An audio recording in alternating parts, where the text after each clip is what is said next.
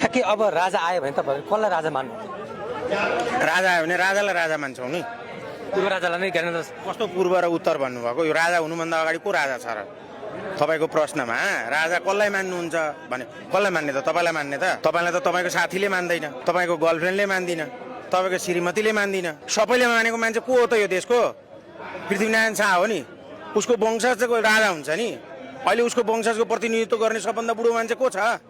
राजा त सबभन्दा जेठो हुन्छ नि। यो त तपाईँहरूको प्रश्नै गलत छ। सो त बदर भयो, यो प्रश्नै बदर भयो। जस्तो दुईपट्टिसम्म त राजा भगा हुने त, खोइ त उ बेला केही पनि गर्न सकेन नि त उहाँले पनि। तपाईँले के गर्नु पर्यो? तपाईँ त्यसै बढ्नु ठुलो हुनुभयो, तपाईँको बाबुले केही नगरी यत्रो हुनुभयो, तपाईँको आमाले केही नगरिकन तपाईँ यत्रो हुनुभयो। के प्रश्न गर्दै हुनुहुन्छ तपाईँ? यत्रो देश तपाईँ 4 आना जग्गा जोड्न सक्नु भएको छ अहिलेसम्म? 1,47,181 वर्ग किलोमिटर क्षेत्रफल हो। त्यो भनेको कति हो हेक्टर हो थाहा छ? थाहा छ तपाईँलाई? तपाईँ जीवनकालभरि काठमाडौँमा 4 आना जग्गा जोड्न नसकेकोले भौतारिएर हिँडेको होइन यो माइक बोकेर? कसरी जोड्नु भयो त राजाले यत्रो यो जग्गा जमिन? यत्रो देश कसरी बनाउनु भयो त राजाहरूले? केही पनि भएन। केही पनि नभएको भएदेखि तपाईँ नेपाली कसरी हुनुभयो त? अहिले गणतन्त्रले माने काम त भइरहेको छ। अहिलेको नेताहरूले जेनी पछिको अहिलेका सिजन नेताहरूले काम त गरिरहेको छ नि त। ठिक छ, यहाँ ल्याउनुहोस् माइक। अब काम भएको भए सिंहदरबार जलेको किन त?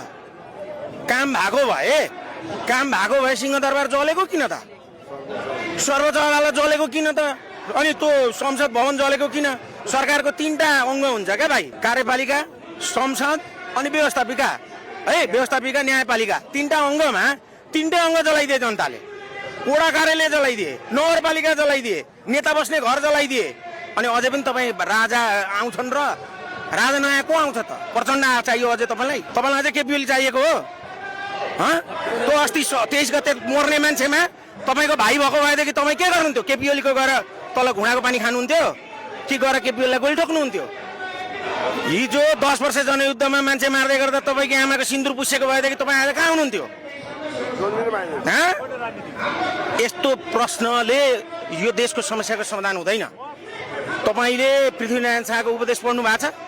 पृथ्वीनारायण शाह को हुन् थाहा छ? अमरसिंह थापा को हुन् थाहा छ? बलभद्र कुँवर को हुन् थाहा छ? भक्ति थापा को हुन् थाहा छ? इतिहास थाहा छ? पहिला पढ्नुहोस्, तपाईँहरूले अध्ययन गर्नुहोस्।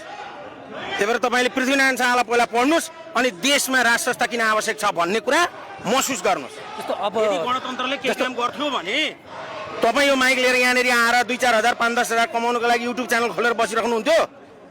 यही देश अमेरिका हुन्थ्यो नि? यही देश बेलायत हुन्थ्यो नि? तपाईँको तलब आज 2 लाख 4 लाख हुन्थ्यो होला नि? यसरी माइक तेर्साउनेको सिङ्गापुरमा कति तलब हुन्छ अनि तपाईँको कति तलब हुन्छ? तुलना गर्नु न। तपाईँको त्यो स्थिति हुन्थ्यो भने यो गणतन्त्र ठिक थियो, यो देश बच्थ्यो भने यो गणतन्त्र ठिक थियो।